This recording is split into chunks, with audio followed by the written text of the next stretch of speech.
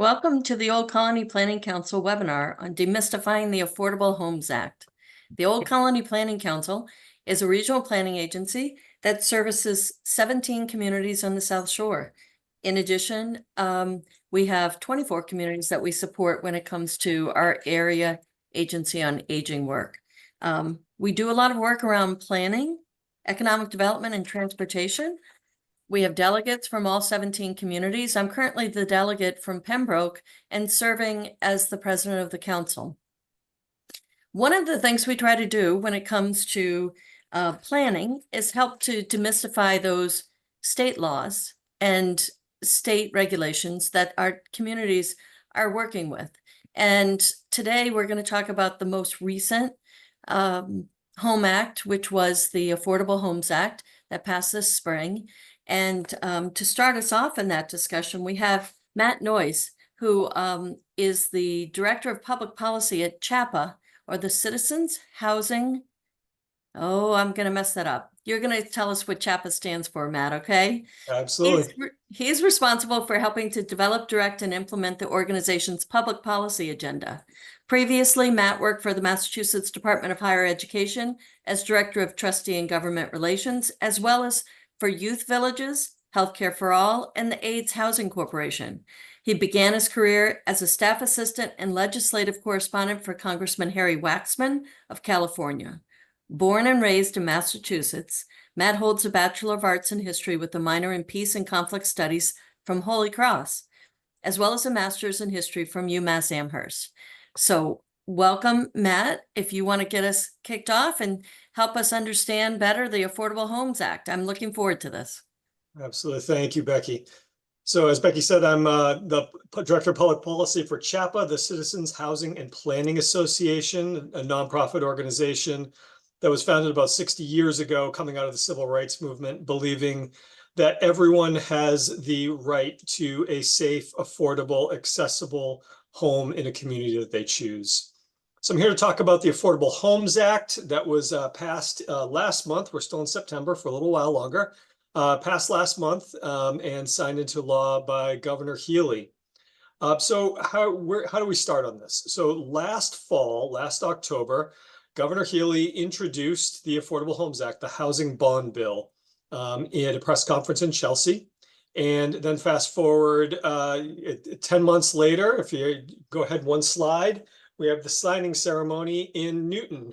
So how do we get from there to here and what's in the bill? So the first thing I want to hit on is the big number of the legislation. So one more slide ahead. So last time we passed the housing bond bill was in 2018, and there was $1.8 billion in that bill, which was a record at the time. Now, 5 years later, 6 years later, we have a new bond bill that is $5.1 billion. So a lot more money. Want to step back a little bit. I know for a lot of people, they understand what a bond bill is, but just a very high level explanation. So a bond bill is authorization by the legislature for the governor to issue bonds, to borrow money to pay for capital projects. A lot of folks are familiar with the annual operating budget the legislature passes every year that goes for 1 year, and that's money that is spent and consumed during that year for things like housing vouchers or operations of schools, things like that. This is different. This is authorization to borrow up to this amount. One way to think about this is the legislature is establishing a credit card limit for the state when it comes to housing. We can borrow up to $5.1 billion, but we are not likely to borrow up to that amount. Just like hopefully we're not borrowing right up to our credit card limit every month. Typically, it's about 2/3 to 3/4 of that number goes out. So when you look at and a couple caveats on this. So 5.1 billion, we are not going to see 5.1 billion invested in housing over the next 5 years, not that full amount. It's still more than we would have otherwise. But one thing also to keep in mind is costs have gone up significantly since 2018, as we all know, particularly when it comes to creating homes. So $5.1 billion in 2024 buys much less housing than it would have in 2018. So that is my downer statements to start this. But overall, great bill, wonderful bill, historic bill, and moves us in the right direction. The meat and potatoes of the housing bond bill are the particular bond programs. So one slide ahead, we can start jumping into those and take a look at it. I'm not going to walk through every single bill. So what's in the housing bond bill, the meat and potatoes of it, are all of these bond authorizations programs that are very specific in nature. You'll see almost all of them see significant funding increases or authorization level increases compared to 2018. I want to flag a couple of these programs for folks so they're aware of them. The local designated projects is a new line item. Legislators love to earmark bills, direct money specifically to their districts for very specific projects. And it gets a little confusing, a little dicey if you're earmarking bond programs, because there's a whole process to determine which ones are going to be prioritized over others when projects are available. So the legislature took virtually every line item that was proposed and stuck it all into this one Uber line item, 1599, 1953. If you dig into that, you will see that there are more than 300 programs that are funded very specifically. All of them are shalls. For those attorneys out there know the dramatic difference between a shall and a may in legislation. So we'll see how that money ends up coming out. So if you want to see what's in your town, get into the legislation, do a little find, search for the name of your town, and you'll see what dollars your local legislators included in there. So you can kind of see the range of the programs that are included in the housing bond bill. Home modification loan program, for example, allows homeowners to make physical changes to their homes to accommodate an individual with a disability. Facilities Consolidation Fund provides housing opportunities for individuals who would otherwise be clients of the Department of Mental Health or the Department of Developmental Services, DDS. Community-based housing are housing opportunities for folks with disabilities who do not fall into either the DMH or DDS programs. Looking through all of these here, public housing got a lot of the attention when it came to this, a huge number increase in that from 600 million up to $2 billion. That is not a typo. We have public housing stock in Massachusetts, state public housing stock that has been underinvested in for decades and really needs these dollars to be coming in. Public housing demonstration is a method by which the public housing authorities can merge operations of public housing units and programs to save in administrative costs. As you look through these, you see a lot of them were not included in previous bond bills. They may have been funded in different programs. Commonwealth Builder Program, for example, was funded using ARPA funds in an economic development bill a few years ago. That is a program particularly designed to create home ownership opportunities for minoritized communities who have been historically really pushed out of the housing market and home ownership in particular. The Momentum Fund is a new initiative by the governor to look at mixed income housing developments that might have been stalled and to literally provide funds to get them across the finish line, hence the name Momentum Fund. So this is, like I said, the meat and potatoes of the bill and very important in what's in there. This bond bill was different than previous ones. Us advocates and folks in the housing world would typically advocate for a so-called clean bill that didn't include anything beyond the bond authorizations, because anytime you start adding on to a big bill like this, you run the risk of something controversial slowing down the project, the legislative process, I should say. And the worst case scenario would be an interruption of funding rounds if the legislature did not get it done in time. We came right down to the last minute on this, the last day of the legislative session, before this one got across the finish line. This time around, the scope of the challenges in the housing world have gotten significant enough. The governor and the legislature recognized that funding alone was not what we needed. We needed other tools as well to address our housing needs. So there were other things added to it, including tax credit programs. We see an increase to the community investment tax credit up from 12 million to 15 million, a brand new home ownership production tax credit, of $10 million and a doubling of the historic rehabilitation tax credit from 55 to 110 million, and moving out the sunset on that program to 2030. So great tools that will be used by developers to create housing, and that's what this is all about. There was also quite a bit of policy included in the bill, which is a change from previous times. And these are some of the highlights of items that were included in the housing bond bill. We have the Office of Fair Housing and the Fair Housing Trust Fund, recognizing systemic racism that exists within a lot of policies, and an attempt to address that again from a systemic way. Statewide housing plan, which is very strange to think of that we never had a statewide plan when it came to housing. So this establishes it in law. The governor actually started to implement this through executive order before the bill was passed to begin developing the first statewide housing plan, but now it's in perpetuity because it's in statute. Accessory dwelling units, which we will revisit later on, and I will hit on the next slide. Supportive housing pool fund to create resources for individuals who have experienced homelessness, who really need supportive services in addition to housing to maintain their housing. Eviction record sealing.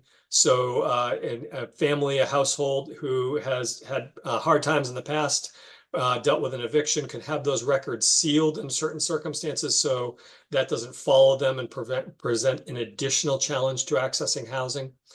We have a number of commissions, which I usually don't get excited about, but these are great opportunities to focus on very specific elements and challenged groups within housing and take a deep dive on those. And the short turnaround on reports, all the final reports from these commissions are due by next June.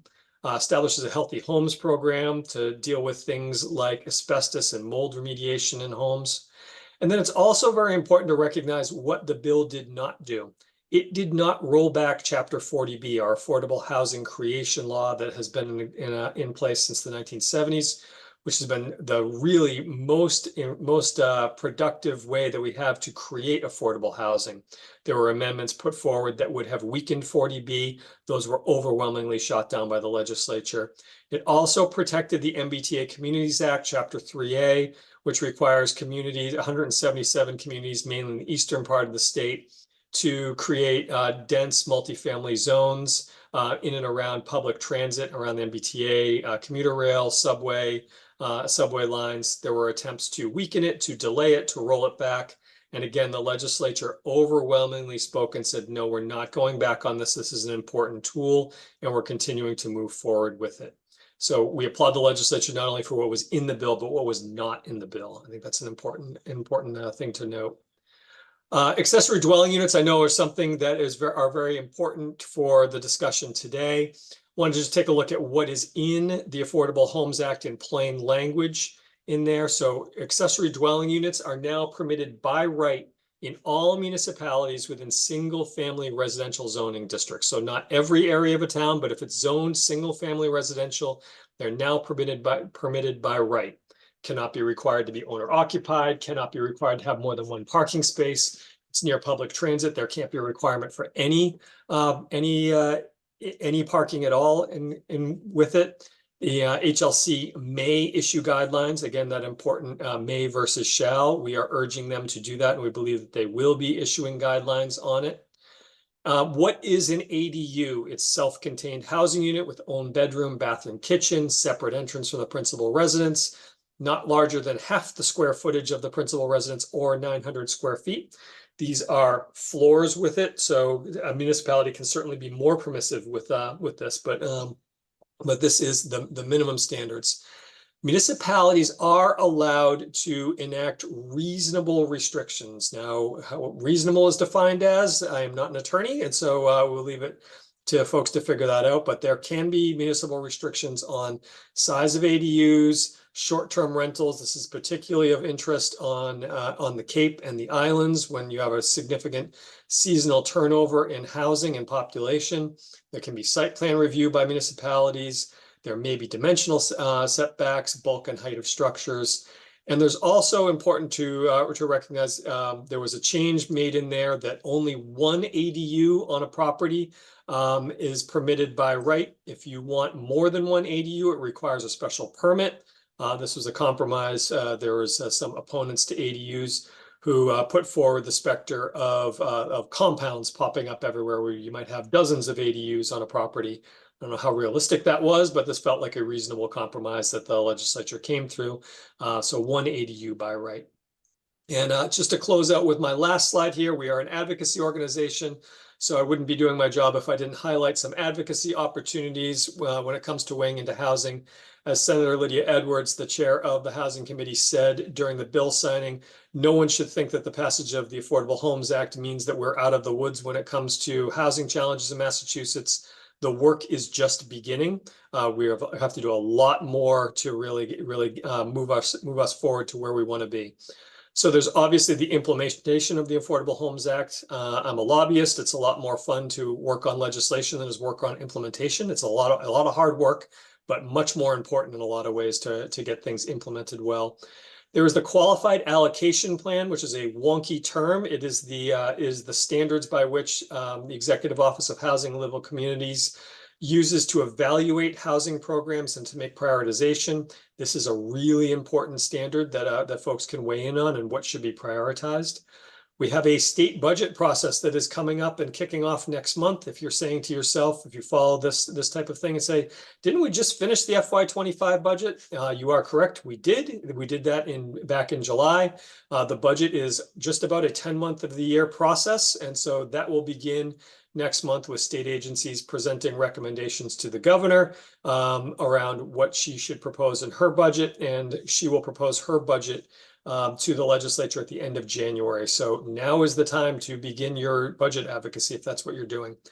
And I think everyone knows that we have this little election coming up in about 6 weeks now. And in addition to this one national race that's going on, we do have state legislative races as well. So we will have a brand new legislature that is starting in January, and all of the bills that did not get passed in the 2023-24 legislative session have to start all over again in January. So that little Schoolhouse Rock video, how a bill becomes a law, we go right back to the starting line. So new bills will be filed, and we're going to push for the ones that were priorities that didn't happen last time. So lots of advocacy opportunities as we continue to move forward. So that's my little show. Hope I didn't go too long, and happy to answer questions as things come up later. Thank you so much. Thank you so much, Matt. That was very informative. Next up, by the way, I want to give a shout out to Jason Desrosier and Elise Prince from OCPC, Old Colony Planning Council. Jason is sort of the lead on these programs to explain housing issues, and Elise frequently puts a lot of slides and technical presentations together to make it all run smoothly. So thank you guys. Next up, we have MacKenzie Vianna. Oh, I see MacKenzie. Hi. Hi, MacKenzie. MacKenzie is a student at Bridgewater State University and an intern at Old Colony Planning Council. And she's going to tell us a little bit about what it's like for younger people right now out there. Hi, so as she just introduced, I'm MacKenzie Vianna, and I've been interning with Old Colony since about May or so, and I've continued to work part-time for them while I finish up my last 2 final semesters. I was actually currently able to move into my first place this past month, and I'm renting it, and that was a very long and a strenuous process. It was getting very disheartening at a certain point that it was kind of not worth it, or for the age, I'm 21 years old, that it just didn't seem like I had the possibility to do it due to the amount that it is to rent a studio, let alone a 1-bedroom, 2-bedroom, but also having no renter's background. Sometimes they won't even look at the application or anything like that, and I'm 21 years old, so it was very difficult. Another big problem was looking at affordable housing. Some places wouldn't advertise it, so it was kind of hard to find, and almost every place my partner and I contacted was a wait list, or nothing's included, there's no utilities, anything like that. there was a big problem as well with age restriction in the area that I was looking at. I grew up in Fall River, but I was looking in the OCPC area as well, kind of all around southern Massachusetts. And so it was a long process. And a lot of people my age that are also getting ready to graduate, some people I know that have already graduated, it's not even on their radar to look for a place of their own. They're not, some people aren't very interested in it, and it's kind of not a possibility unless you have other people that you are also going to move in with. Yeah, that's my 2 cents about that. I'm very lucky to be in a place now, but it did mean I needed a second job while being a full-time student and an intern at OCPC. Still very grateful, but it is not easy. So we'll pass it on to Jason Desrosier, who will talk to us about some of the data for the region. Good afternoon. My name is Jason Desrosier. I am the Senior Planner for Housing and Public Engagement at the Old Colony Planning Council. I myself, I suppose, am lucky enough to be able to live in the OCPC region. My wife and I purchased our house in 2018 in the town of Whitman. Not unlike MacKenzie, home ownership costs. So we lived in Dorchester for about 10 years before moving down to the South Shore when we wanted to make that switch to buy a house, because we were not able to find anything that was even close to our budget in Boston. And so being an alumni of Bridgewater State myself, have lived in at least 7 of the towns in the OCPC region previously, was well familiar with the region, and wanted to establish roots, I suppose, down here. And so we bought our house in 2018. Fortunately, we were able to find a house that met our needs that was well under budget, but that meant that a lot of resources and a lot of sweat equity was needed to sort of do the updates, which a lot of them I did myself. However, not everyone has the ability or resources to be able to do that. And so I'm going to just show a couple of slides, some data that sort of will outline and highlight, thank you, the housing situation that we are currently looking at. So this first is just looking at long-range population change within the OCPC region. It's sort of a colorful spaghetti chart. It's really hard to tell what communities are which. And I do have another slide here, which will, tease that out a little bit. So, but looking at this chart, the communities that saw significant population growth were Pembroke, Halifax, Plymouth, Hanover, and Brockton from this chart. However, a majority of that population growth happened during the suburbanization sort of process post-World War II. So that big spike you see for Pembroke and Halifax specifically, the blue and the green lines are 1960 and leading up to 1960. Following 1960, populations have largely been flat in terms of population growth, which is the bottom of that chart there. That gray area at the very bottom is sort of loss of population. Avon is the most recent as of 2020 to see sort of the line dip into that gray area. So all of this to sort of highlight that, yes, there are some communities within the OCPC region, within the state more broadly, that are seeing population growth, but not to the numbers that we saw historically in the 1950s, 1960s, 1970s. Next slide, please. This is just basically pulling out all those spaghetti charts by individual towns. As you can see, most of them are relatively flat, give or take. Brockton as a gateway city and as a city has remained high. And there's Plymouth is sort of growing currently, and so they're adding housing, and so we see sort of like that line going up. And then Easton, East Bridgewater, Kingston, and Pembroke have sort of like a little tail that's sort of skewing up past 2020. And so Once the ACS data comes out, once I'm able to update the ACS data on this, I will get the updated numbers for everybody. But as you can see, population has been relatively flat for long periods of time across the region. Next slide, please. So this is just 10-year mix. It cuts off the top of the chart, but this is basically the difference between renters and homeowners in the neighborhood. Not surprisingly, I would say, majoritively homeowners, sort of in terms of the 10-year mix within the OCPC region. Brockton, Whitman, Bridgewater, and Stoughton and Avon sort of in Easton lead the pack in terms of rental housing. Those are the top communities. And then we see towards the bottom, which are the communities with lower levels of rental housing, which will be important when we look at a slide later in this deck.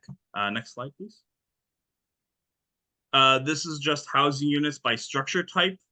So 1 unit detached, 1 unit attached, 2 unit apartments, 3 or 4 apartments, 5 to 9, 10 or more apartments, and then mobile homes and other types of housing.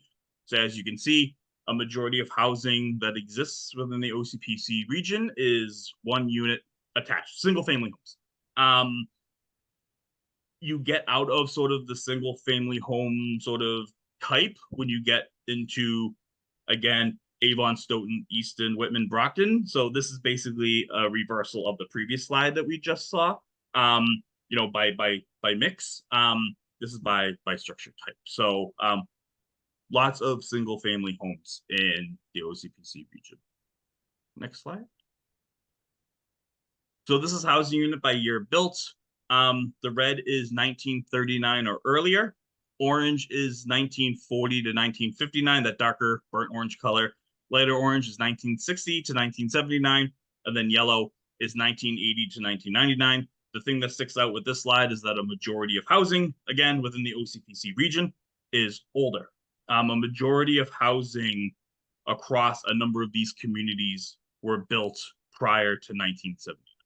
And so we have single family homes largely being the dominant housing type in the region. And these housing types generally tend to be older housing stock. Next slide, please. So next, we're going to talk a little bit about cost burden. Oh, no, that's the next slide. So we're going to talk about renter households by income versus owner households by income. So for renters, a majority of renters within the OCPC region generally tend to be lower to moderate income renters, whereas owners household types by income generally tend to be somewhat upper income homeowners. And so we see sort of a mismatch between renters and owners.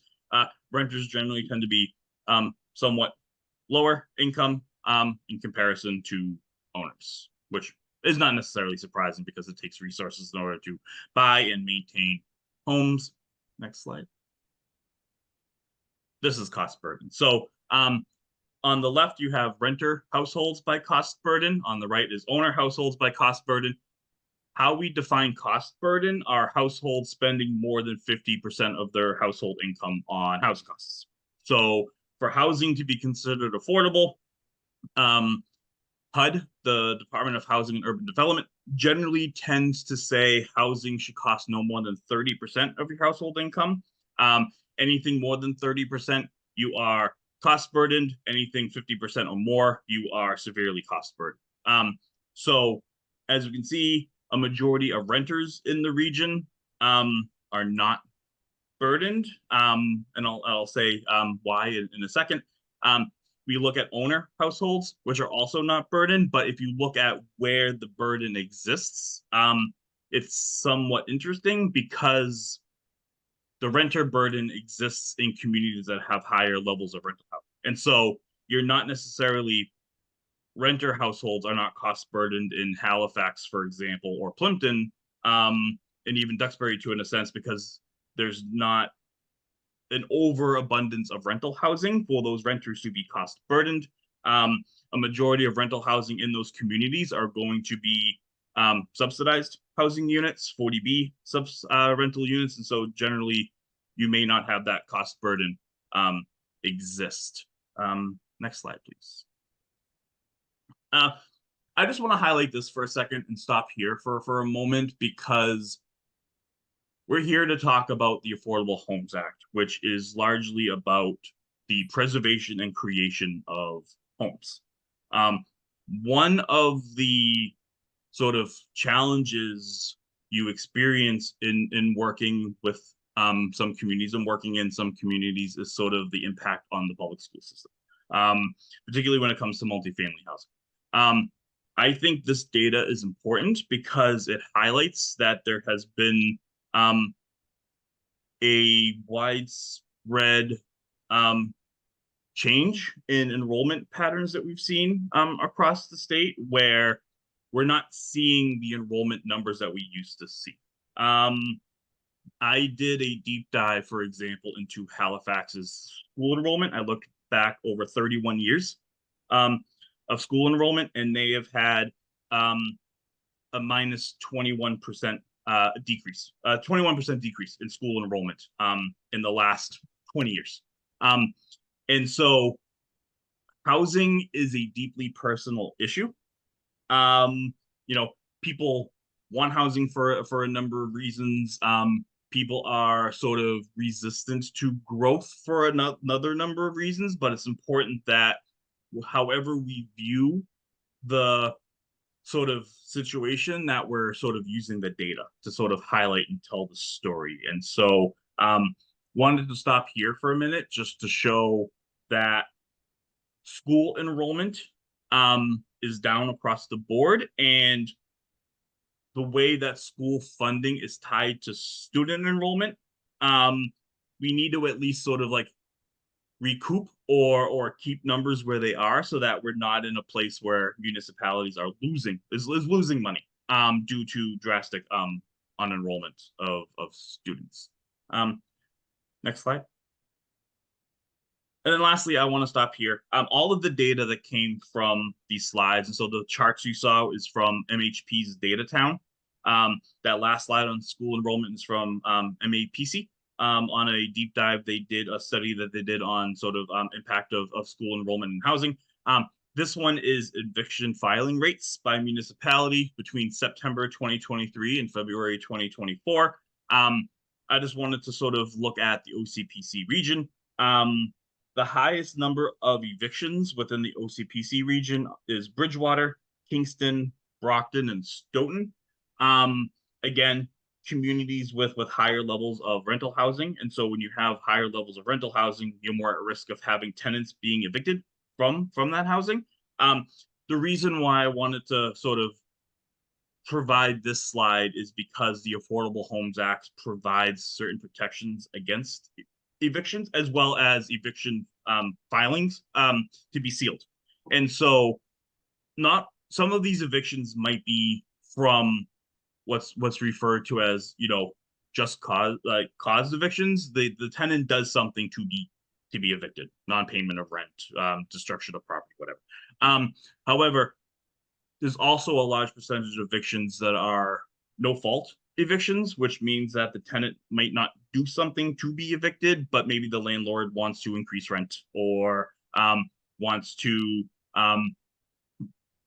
sell and redevelop the building into something else. And so I just wanted to show sort of like evictions are also something that impacts the OCPC region. And as we think about how to provide tenant protections for those community members who live within the OCPC region, there are programs and policies in place to provide those protections, which I think is important for a stable community. It's hard to have a stable community if the community is changing and shifting constantly due to evictions or people not being able to afford to live in the neighborhoods. I believe that's the last slide, Elise.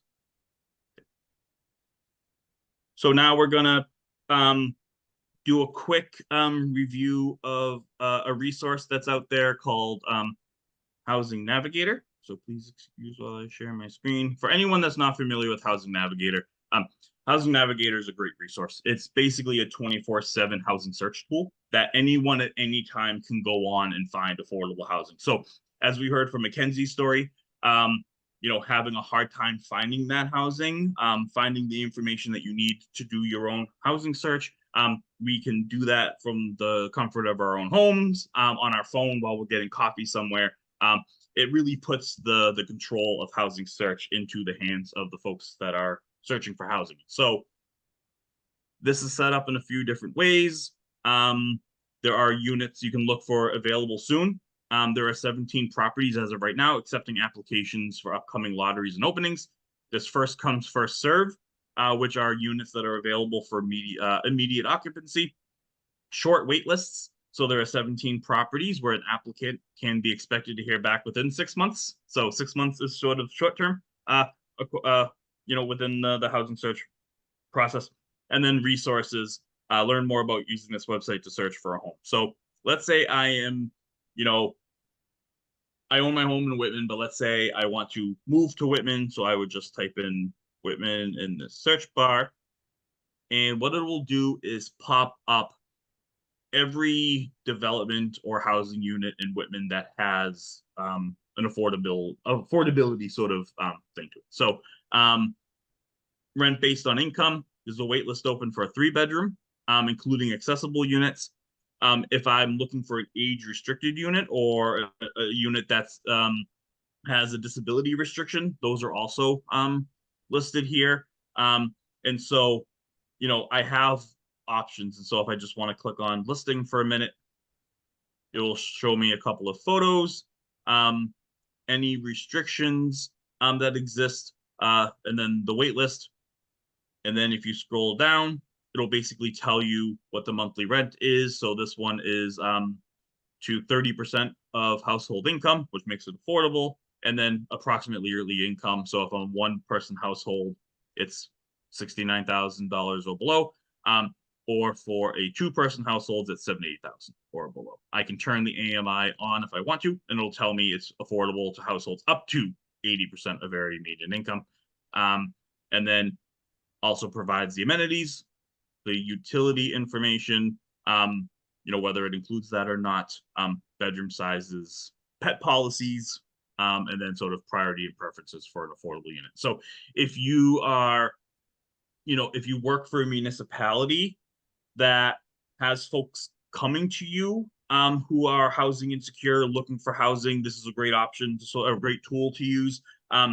If when this video goes out on OCPC listserv, and if you're a community member who signs up for information and you're looking for an affordable unit, Housing Navigator is a great tool. I think, housing search can be a bit of an intimidating process, particularly if you're working within the structured system of like case management and all of that. But, there is some autonomy and sort of personal agency that can take place for folks to sort of have the power to do their own housing search, and Housing Navigator Mass makes that super easy. So I just want to make sure that we provided that information as we're talking about affordable housing and housing preservation and production. So now we are going to introduce the panel. With us as panelists is Judi Barrett. Judi Barrett is the founding principal and managing director of Barrett Planning Group LLC. She brings 35 years of planning and community development experience as a consultant and community and economic development professional with state and local government. Judi has devoted her career to building the capacity of cities and towns to solve difficult public policy questions and to develop effective leadership and advocacy skills. She has prepared and managed a variety of projects for public and private clients, including comprehensive and strategic plans, zoning revisions, housing studies, and more. She is well known for her work in affordable and fair housing policy and inclusionary zoning, a frequent panelist at regional and national conferences, and a guest lecturer for planning programs. Judi is also a technical assistance resource and trainer for city and town officials and nonprofit boards. Val Massard, Valerie Massard AICP, CFM, is the town planner in Kingston, Massachusetts. Val has over 25 years of professional municipal planning experience in coastal communities on the South Shore, including over 10 years in Plymouth, where she played a key role in permitting the village at Red Brook, in Duxbury, and in Michigan, where she managed channel dredging, park acquisition and development, and boat launch construction projects, in addition to managing several divisions of county government. She has implemented many grant-funded projects for construction, land acquisition, coastal planning, and land use planning efforts in several communities. She has a master's degree in environmental science from Antioch University, New England, and a BA in engineering from Lafayette College. Val has worked as a wetlands and planning consultant and enjoys sea kayaking year-round as one of her hobbies. Iolando Spinola is a resident of Brockton, having moved to the United States from Cape Verde at the age of 4 with his mother and brother. He received his education from Brockton Public Schools and high school. Iolando is a strong believer in community engagement and is passionate about making a positive impact locally and regionally. Currently, he works as a senior program manager at Walk, Massachusetts, where he combines his expertise in community planning and transit. As a pedestrian advocate, Iolando collaborates with community groups, municipalities, and other partnering groups to promote equitable mobility and improve pedestrian experience and environment. He oversees Walk Massachusetts technical assistance and community-based programs, which empower stakeholders to become champions of walkability in their communities. Iolando has a Bachelor of Arts degree in sociology and a minor in geography and political science from Bridgewater State University, where he obtained in 2012. He also has a Master of Education in Community Engagement from Merrimack College. Iolando has previously worked on community engagement at the Metropolitan Area Planning Council, or MAPC, and a service learning at Bentley University. He spent the first phase of his career in youth engagement, mentoring youth and working for organizations at Crossroads, Citizen Schools, and Fam for Change. In addition to his professional career, Iolando is actively involved in his community. He currently serves on the planning board in Brockton and is a member of the board of directors of Friends and Mentors, Fam for Change in Brockton, and the Brockton Interfaith Community. Iolando is also a delegate at large at the Old Colony Planning Council. He is married to Kate Spinola, a caring mother and thoughtful social worker, and his best friend, and they have 2 beautiful children, Leo and Juliet. And in full disclosure, Iolando and I went to college together at Bridgewater State. So great to have you all here with us to sort of, so I think what I want to do first, because I know there's going to be a lot of conversation around ADUs, and we will get there. But first, of everything that's included in the Affordable Homes Act, so up to $5 billion in spending authorization and 50 or so policy initiatives, is quite a big bill. As planners, municipal staff, policy professionals, etc., what are you most excited about? Is this like, we could just have a free-for-all here? Because Yes. I'm ready to jump in. Yes. So I'm on the board of directors of APA Mass, the state chapter of the American Planning Association, and we recently did 2 sessions on accessory dwelling units, just to sort of hope maybe to start to calm people down a little bit, because I think everyone assumed that the floodgates were just going to open and it was going to be ADUs everywhere. And I said at one of those webinars that it's a great time to be a planner. And I really think that it is, because we have so many opportunities. And Val, I know you can certainly speak to this as well. You're a practicing planner in a local government context. I'm a consultant. But there's so many ways that that we have opportunities right now to talk to communities about housing choice. And I think that's really what the ADU provision, it's not the only piece, but that provision really changes the conversation, or has the potential to change the conversation about what it means to have a neighborhood and what it means to be part of a neighborhood. And I just think it's great. And I'm hoping that as people really start to think about what is an ADU, how do we cite one? How do you kind of, what do you want your lots to sort of be like from one type of neighborhood to another? That people will see this is not cookie cutter. It's not everybody's one size fits all. Those are the typical things that you hear whenever the state gets involved in zoning. We heard about it with MBTA communities. It's cookie cutter. The state wants to make everybody the same way. And if you read some of those bylaws and ordinances that have passed, you would see that they're not all the same, that in fact, things have been sculpted very differently from community to community. So I think that is an opportunity that the ADU change is kind of opening up, is what kind of community is this? And what kind of neighborhoods are we going to offer? And what does it mean to have housing choice? I've heard people say things like, oh my God, they're getting rid of single family zoning. This is not the end of single family zoning. It's about creating more opportunities for different types of housing. So it's a great time to be in planning. I'm excited about it. I'll jump in there too and just say that, Judi, I totally agree with you in terms of bringing the conversation back and in talking with any local resident now about an ADU. I can talk about planning on a small scale and a large scale.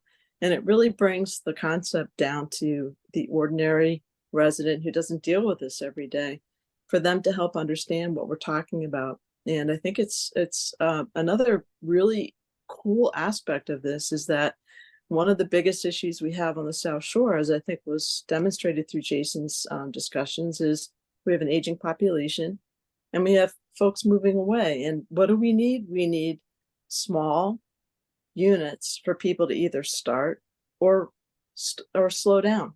And the ADU bylaw is providing an outlet for badly needed housing on the South Shore. It's not a one-fits-all solution. And like you said, Judi, there's so many different ways that each community is tackling its MBTA prerogatives, if you will, that this gives everybody the opportunity to see if this can be one way that they help solve the problem.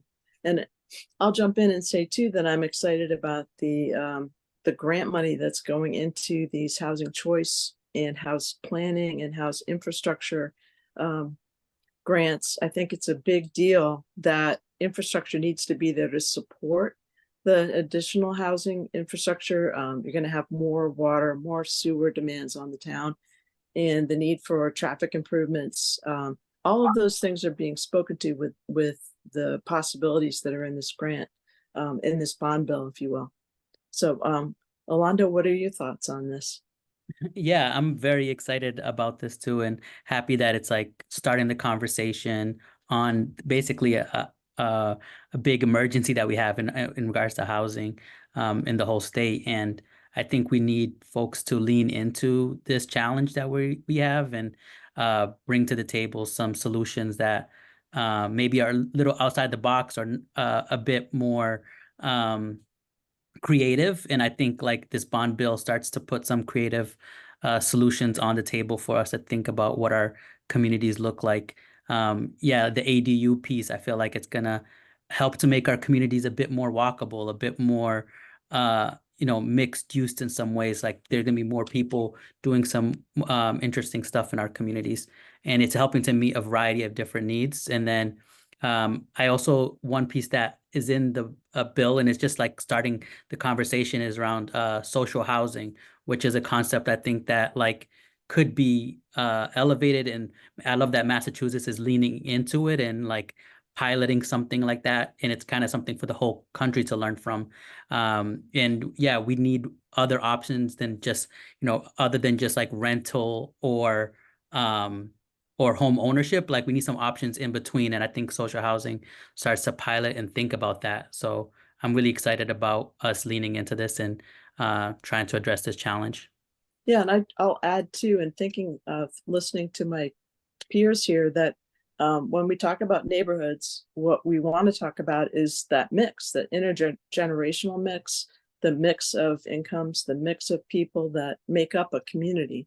And it's interesting too to see that there's partnerships available in the private sector, including like AARP, some of the age-friendly work that's being done for housing, so that people who are tending to age in place have options, which again, the ADU bylaw presents options for. So, oh, I see there's a note in the chat. So could someone define social housing for viewers? Iolando, do you want to take a stab at that one? Yeah, I can take a stab. Maybe Matt could also support on this a little bit. But social housing is an option for us to think about how housing looks like in regards to just like, are we building for just one family, one individual, with a kitchen for each individual and each family? Or like, could we build housing that allows people to live together in a more collective way or non-conventional ways, or that might serve people trying to create like new type of families or new type of communities. Earlier, MacKenzie was talking about how students are trying to figure out how to come together and find housing that works for them, or the people who are maybe living in our region are trying to like find housing that works for people who are not all family members or something. And I think social housing allows us to start to build housing specifically for those people, and it kind of meets that need. Unfortunately, if we don't meet that need, I think like those folks are now going to compete for other housing options that maybe families need, or housing that folks who are maybe trying to age in place need. So we need to like try to look at all the different community needs and try to like actually lean into and build something that meets that demand. So one of the things that will be challenging for communities in dealing with that, or trying to pursue it, is that most communities that I've worked in have a definition of family that limits unrelated individuals to a certain number. And there are huge fair housing issues involved in that very definition. I think you probably all get this, but unfortunately, a lot of our towns do not. So it's one thing to talk about a structure type that would be designed to accommodate people who don't want, need, or whatever, a single household unit. It's another thing to make sure that you don't have other barriers in your zoning that would unwittingly get in the way of that. So it opens up a bigger conversation, which then allows me to jump in on something else, because I want to talk about, which is, I've been in this field for a long time, and I am so tired of hearing people talk about school-age children and housing.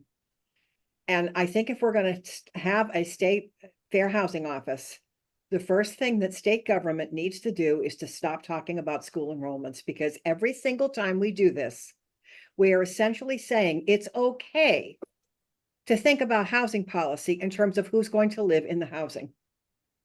And it needs to stop.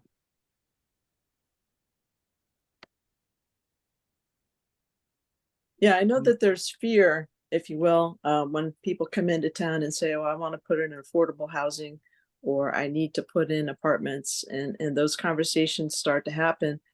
One of the biggest concerns is what's going to be the impact to the schools. And I think it was really telling to see that what we're not seeing population growth. What we're not seeing is more school enrollment. Mm-hmm. And so it's again, that change in the demographics, and also the change in the family. If you look at what the census is defining as an American family, it's not the married couple with 2.4 children anymore. And that's part of the reason, I think, in what I've read, that we don't have enough housing. It's because a lot of the housing isn't really built for the types of people that want to live in those housing anymore. I mean, when I was in college, I was lucky enough to have some friends who lived in an old house that had a common kitchen facility and 3 or 4 bedrooms that they could all share. And we're still friends to this day, but we weren't related. We lived on the same floor of this house. And having options like that in a community for young people just starting out, or college students, like we were sharing stories about earlier in the program, I think is important. Having flexibility where something like that could maybe be there when it's needed, and maybe it could be transitioned to something else when it's not, is something that we could all take into consideration as we move forward. So Matt, I want to allow you an opportunity to just maybe, so, the housing bond bill, you're sort of like behind the scenes seeing how the, lack of a better term, sort of like bond bill sausage is made. And sometimes it might be hard to be excited when you're sort of like involved in that process. But is there anything in the Affordable Homes Act that particularly excites you, or that you're really interested in seeing how it gets implemented long term?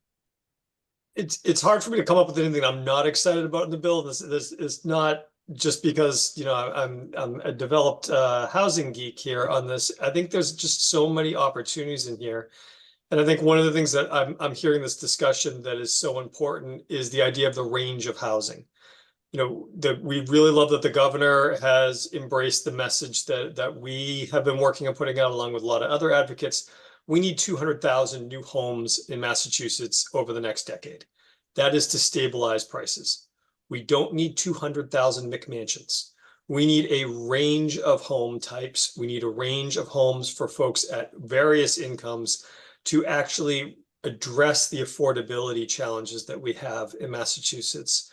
There is a certain challenge that I think we all face when talking about this, in that when we talk about affordable housing, that conjures up a certain image in people's heads. And there's some baggage attached to that in certain times. One of the things I think that we can talk about is housing that is affordable. And that slight change makes a lot of difference. We need homes that are affordable to a range of income levels. We at CHAPA have engaged with some of the unusual suspects around housing, folks who haven't been involved, talking about C-suite level employers of big corporations who are recognizing that housing is a challenge in Massachusetts. They are having a hard time filling jobs that are open. I'm not talking low-paying jobs, well-paying jobs, IT professionals, biotech professionals, because potential employees are looking at the reality of the housing market in Massachusetts saying, where am I going to live? Where am I going to live that's not going to involve me being stuck in traffic for hours and hours and hours? And so what I'm excited about in the bond bill is this is the key to start that process of unlocking the range of housing that's out there. It's not a silver bullet. There are no silver bullets in housing. If there were, maybe there were 25 years ago. There are not now. The challenges are too big. We need every single tool in the toolbox. And this bill, what I'm excited about, is has that range of tools for us. Great. Yeah, No, sorry, Val, I was going to ask a different question, but yeah, please. Oh, I was just going to say another part of that bill that I'm excited about is some of the incentives that are built in for the development community, where I've seen some very creative and expert developers come in and take an old historic building that's been kind of hanging out for way too long, like the Armory in Plymouth, for example, and turning that into beautiful rental housing. And the opportunities there, I can't wait to hear from some of the developers what ideas come to mind when they start looking at those incentives that are there. Great, thank you. So there was a recent report from Boston Indicators, who is the research arm of the Boston Foundation, found that Massachusetts lost a population about the size of Winchester, which is approximately 23,000 people, between the ages of 25 to 44 across 21 to 2022. They were predominantly white, middle and high income earners and college educated. As a state that sort of positions itself with eds, meds, research, technology, how does the Affordable Homes Act help the state remain competitive for a workforce, so we don't see a more drastic population outmigration of those sort of like young professionals? We need housing. Yeah. Can't underscore this enough. I mean, as an owner of a small firm, I can't tell you what the hiring challenges are like in this field. And I've watched this and spoken with colleagues, both in local government and also in consulting. There was a period a year ago when all of us were trying to hire a senior planner. And the job ads were out there for months for a senior planner. So you're talking to about someone who's kind of in that age group. Mm-hmm.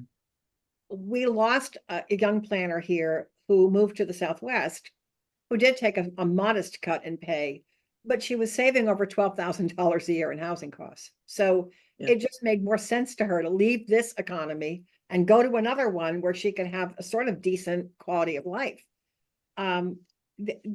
We need more housing. We're going to continue to lose people. I think the only thing I might add to this is, as a housing planner, we do look at population statistics, but we actually look more at households, because it's households that drive the demand for housing.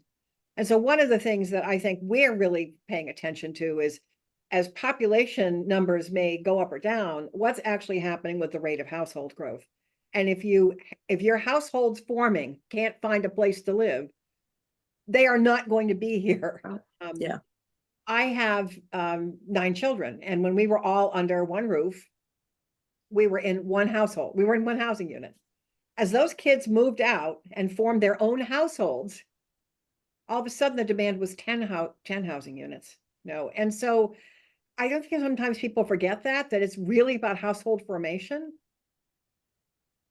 If they and have a place to live, they're not going to stay. that's what I heard at the last at the Old Colony Planning Council, the Community Economic Development Group.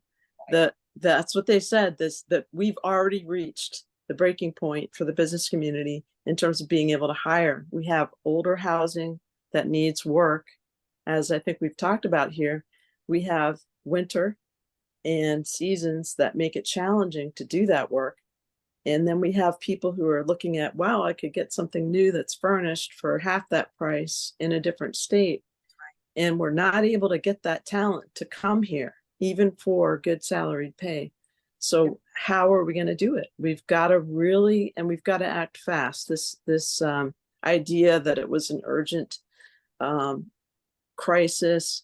I know everyone's felt maybe they're tired of hearing that, but that's not where I'm hearing from the business community, that we've reached that point now where it is a crisis. Yep. And I think it's a crisis that, like speaking for millennials, for my generation in ways, maybe I shouldn't, but we definitely are aware of this crisis like firsthand. Like, we are forming families right now, and we're having such a hard time finding the housing that works for us to form families. And folks start to think, where could you live? And it's going to be out of state. It's going to be one of those options. If we don't, drastically do some things to have people stay here. And I think like folks are like anxious and are frustrated, and that has other ripple effects too, and just how folks are living in our region. So we need to really lean in and try to figure out how we address these things. Right. Great. That brings me up to sort of the topic that I think is the hottest on everyone's mind, which is ADUs. We're not going to get into the legal component or sort of the legality of, myself, I am also not a lawyer. My master's is in urban and regional policy and planning. And so from a policy standpoint, can understand it from a legal aspect, not even going to try. But so it went into sort of what the Housing Bond Bill of the Affordable Homes Act did currently is change the definition of what we think of as an ADU. The actual policy goes into effect in February of 2025. So there's a little bit of runway, I suppose. As communities are either having to create bylaws and or amend their own bylaws that are not compatible with what the state defines as an ADU, how should municipalities be thinking about this over the next couple of months? And what supports are in place for communities to be able to develop those bylaws, or amend those bylaws? What should they be thinking? I think people should keep an eye on the Executive Office of Housing and Livable Communities ADU webpage, which is evolving right now. And I know they're trying to get helpful resources up. I don't know if they're going to create a model bylaw. They might. I think there's this little bit of comfort in this, that really towns don't have to do anything because it's going to go into effect in February. That's what's going to happen. So any zoning that's on the books that is contrary to the change in the law simply becomes null and void. But certainly, to have a bylaw that conforms and embraces the changes in the zoning law would be good. A lot of towns are not going to have town meetings before February. Some are.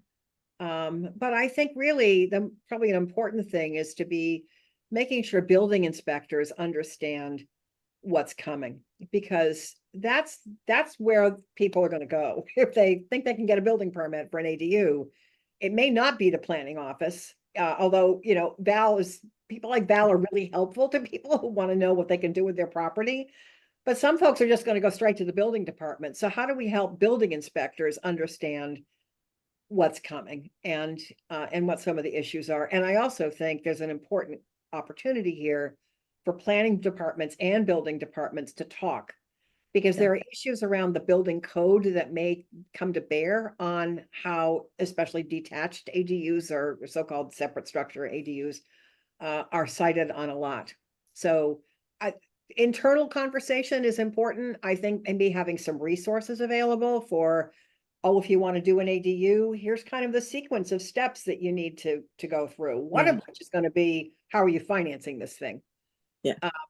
And I think that's where a lot of these really interested inquiries may hit the wall. Mm. Well, and what we're finding too, and we're getting people knocking on the door already, probably a half dozen, partly because we updated our ADU bylaw this past spring. Yeah. But two really important things have come up. One is that our local Title V stuff does not keep up with the ADU bylaw. So there might be issues with having more than one dwelling unit or more than one septic system on a lot that we didn't even think of.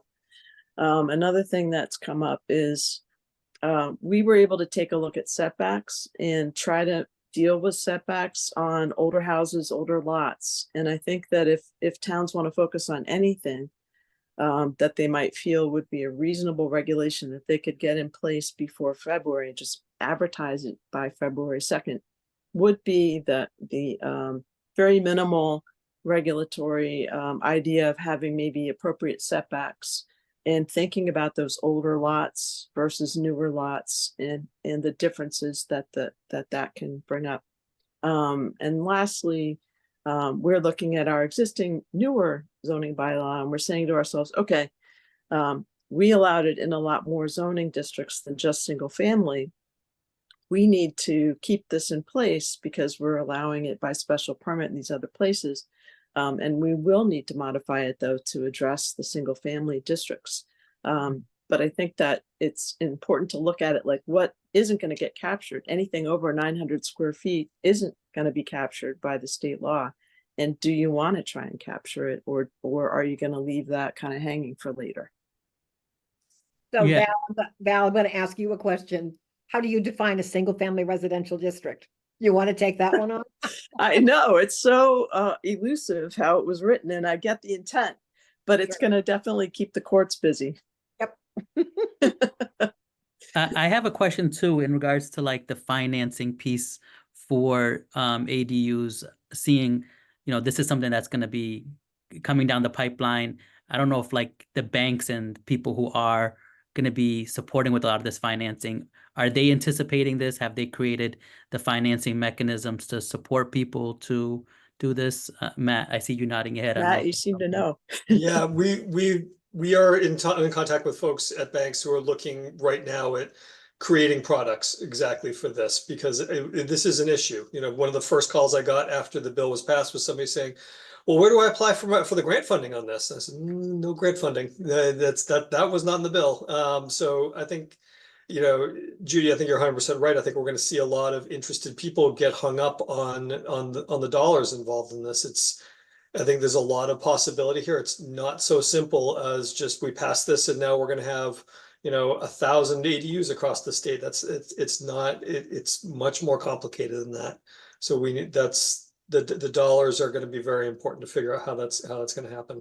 Not a lot of people have 200,000 kicking in the bank right away that you can throw one up right away. So I'm not anticipating seeing a whole rash of ADUs this coming spring.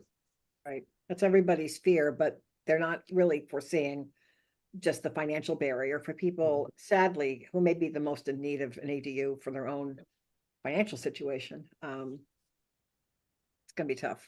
Yeah, and there's that question, can you find a rental to live in when you're building an ADU and things like that? I know some people have sold their homes, moved into rental units, and have been unable to find something available that they could say downsize into, and they're starting to lose their retirement money because the rents are so high. So this will definitely be high on the docket for banks and for planners to try to work through. So we're gonna pivot for a second into a topic that I'm particularly interested in my own sort of professional career as well as my personal life, and that's fair housing. I grew up, spent my childhood and most of my formative adult years living in Plymouth, raised largely by my grandmother, who was handicapped and had Section 8. Massachusetts is a leader in terms of, not allowing subsidy or Section 8s to be a barrier to housing. There's not too many states in the country where landlords can actively discriminate against someone because they are a voucher holder. In Massachusetts, they can't. So I benefited from that, being able to move to and live in a suburban community that we moved out of a more urban community, and so going to a good public school and being lower income is sort of like, important, I think, to provide, again, housing choice, living in communities of opportunity, social capital, all of those things. Thinking about the upcoming election and thinking about how that might go, why is it important that Massachusetts invested in an Office of Fair Housing? Why is it needed, and why is it important? Because there are populations protected under the Fair Housing Act who are not being protected. Yeah, that sums it up in a nutshell. And a lot of that discretion is at, at the local level, right? For how stuff is enforced, and this brings it to the state level. Municipalities have zoning requirements that restrict who can live in housing. And people forget that, pardon me if I'm on my soapbox, I don't really care, it's Friday afternoon. People forget that families with children are a protected class. Yeah. It's just very easy to forget when people are arguing about school budgets, but it's, it's very simple. It's race, religion, ethnicity, national origin, disability, familial status. And the familial status one gets dropped. So it's very important. And I'm really proud of Massachusetts for having an anti-discrimination law that is much broader than the Federal Fair Housing Act. But I'm not really sure municipalities often understand. I've been in this field for a long time. I'm the oldest person on this call. And I remember when people thought the municipal obligation for fair housing was to make sure that realtors weren't excluding people when they were taking them out to show homes. Which they're still doing. I know, exactly. So, yeah. One of the things that I think is important is the fact that the Office of Fair Housing exists now in statute. Such an important step. Agreed. Yeah. No dollars attached to it. Let's be very clear about what that is. It's very important, again, that the work is not done. We need to fund the Office of Fair Housing. HLC has indicated that this is a top priority to make sure that this position is filled and that it's filled with somebody qualified and who's committed to this. It's also important that it's not be a one-person staff in our mind. The work is too big. There's an opportunity for this office to do a lot of education at a municipal level, a lot of education across the housing industry about what fair housing is, potential violations, to go out and do the testing work that needs to happen. We are so privileged that we have a governor that's committed to this, and we have an attorney general who is also committed to this, and she has set up her own office. That's and right. The vision for this is these two offices working hand in glove, and we have a great opportunity here that we need to keep pushing forward. I don't want to get too much on my soapbox about how happy I am to live in Massachusetts, that this is where we are, but we have a lot of work to do and a lot of opportunity that this brings about. I want to put a plug in too for the Attorney General's office, because as one who does a lot of zoning work, and Val, you may have seen this too, in the last couple of years, we're seeing many more comments coming from the Attorney General's office in their review of town bylaws. Yeah. About things that can be an issue under fair housing. So, their jurisdiction in reviewing zoning is somewhat narrow. So they can't necessarily just say this is a violation, but it's you may be at risk of. And so they've really done a good job.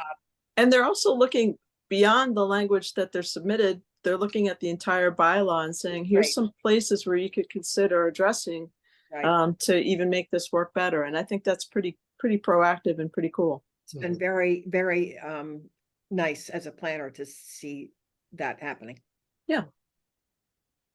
So I want to take a second to also plug a couple of things that, you know, were highlighted in Matt's PowerPoint slides in terms of like what was included, but we don't have the time to really dig into. We all could spend hours and probably days digging into housing because that's what we all do and we all care about.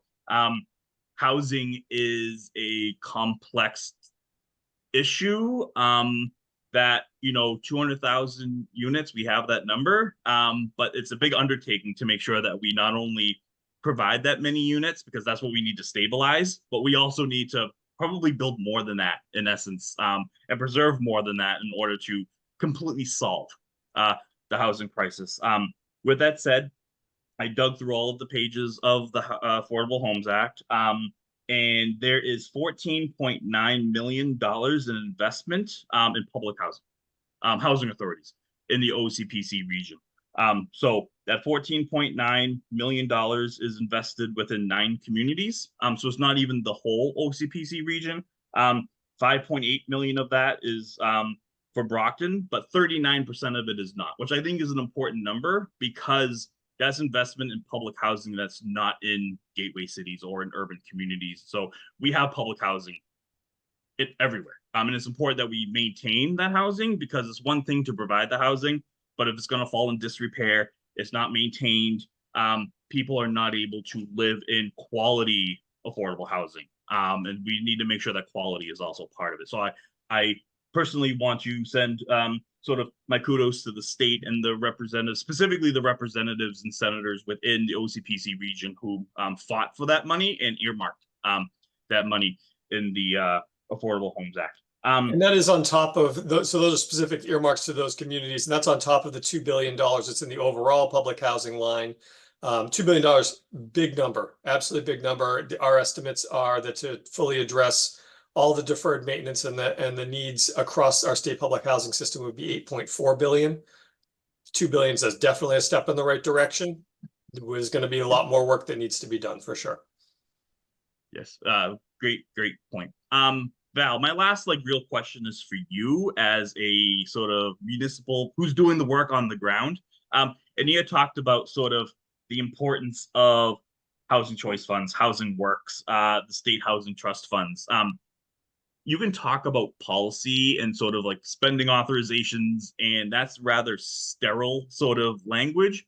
As someone who works at town level doing this work, what do those funds look like on the ground? How are they sort of implemented in communities that you can say that was because of this grant funding, this policy initiative? Well, I'll give you a local example that we're working on right now, and that's our kind of falling down mall. We're one of the last malls that needs to be redeveloped. We've got a brand new owner that's really excited about coming up with something else and including housing in that mix. And I'm really excited to tell them that I have the opportunity here as a municipal planner to help match their interest. If they want to put money into my mall and make it more productive for my community, and they do want to do that, I can help make it more walkable to get to their train station. I can help them with infrastructure improvements like traffic signal improvements or exit ramp maneuverability improvements. I can help them with expansions of our wastewater treatment plant if that's needed. It's a long-term commitment to each other.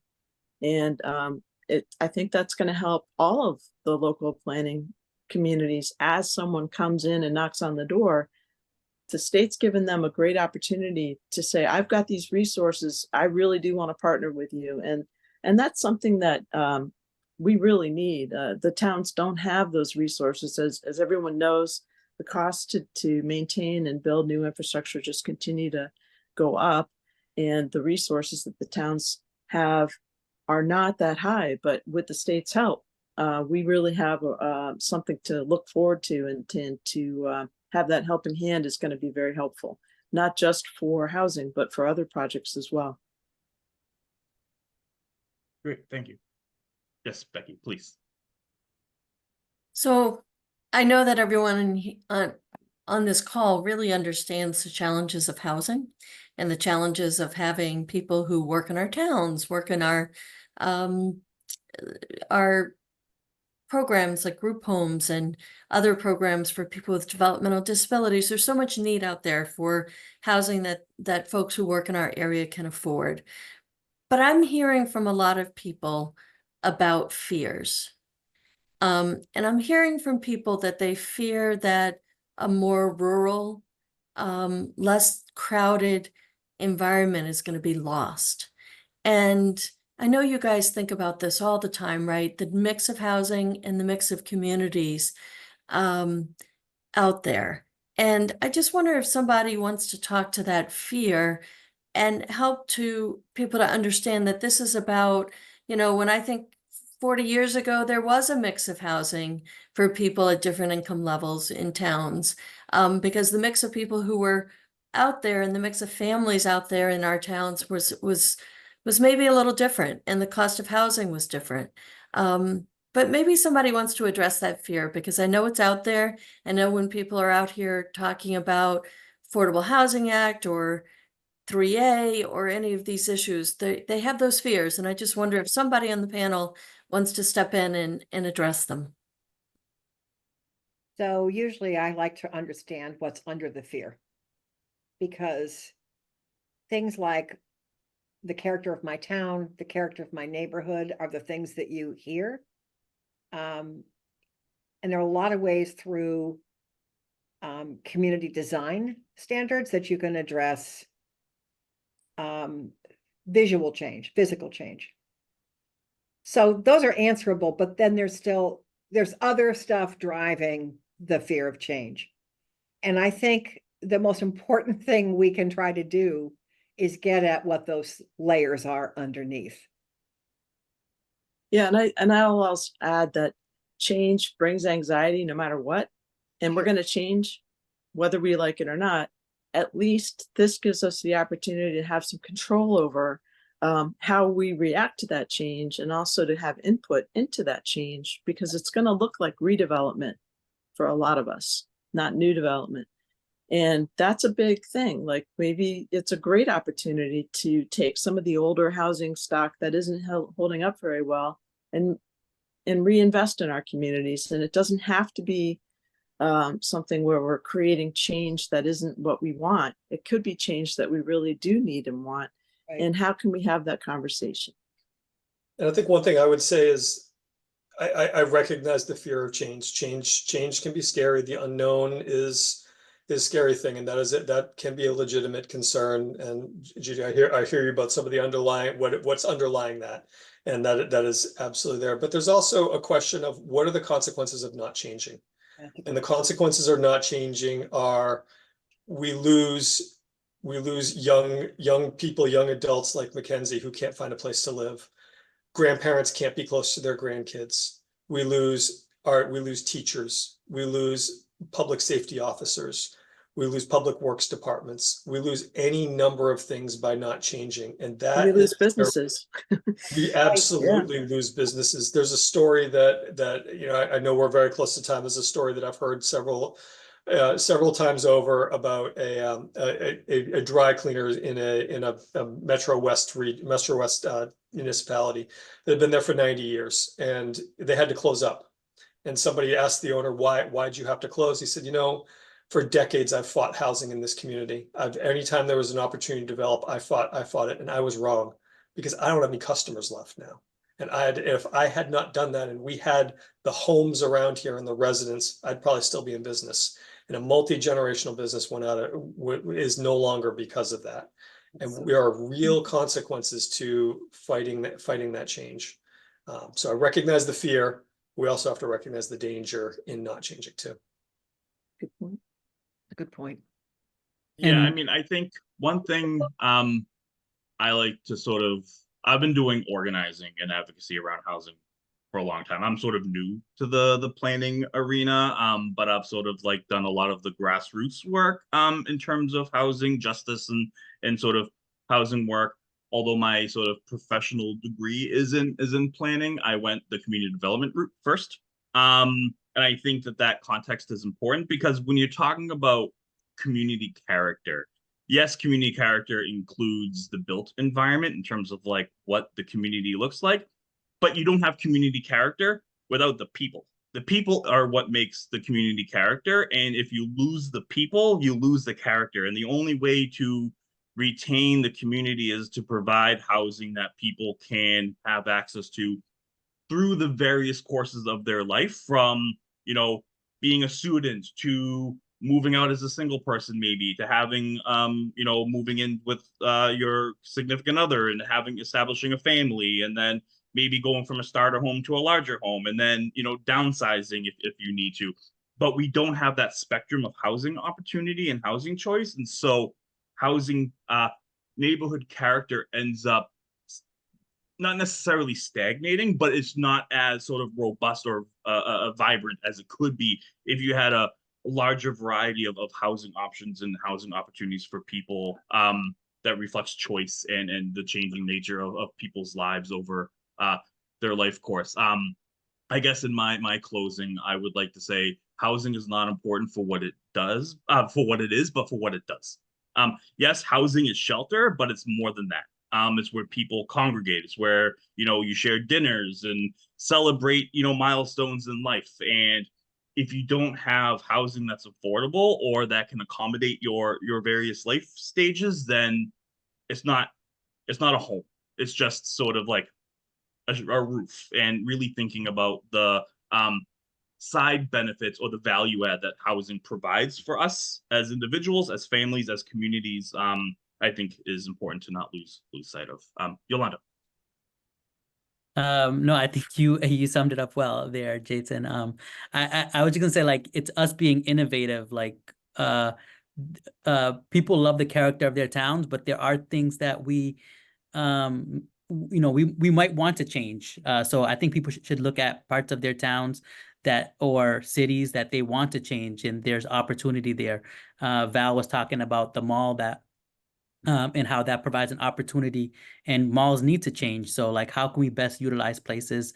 I think in our state, in our region, that we need and we want it to change, and how can we, like, address our problems, like our housing issues, by changing those places. So I don't think it's we don't necessarily have to compromise on, like, our environmental goals or our the character of our towns or our cities to meet this challenge. I think, like, there are some things that we could reactivate and make more lively, or that we can, like, best utilize. And I think, like, it's all about us, like, coming together and finding those opportunities.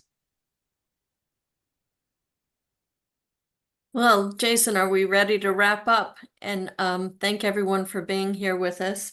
It's been great to hear from everyone, from MacKenzie to Matt and Valerie and Judi and Iolando and Jason. Our Old Colony Planning Council is privileged to have you guys here with us today, and to make sure that some of the information about this very large act and this very large initiative is available for people in our district. So thank you.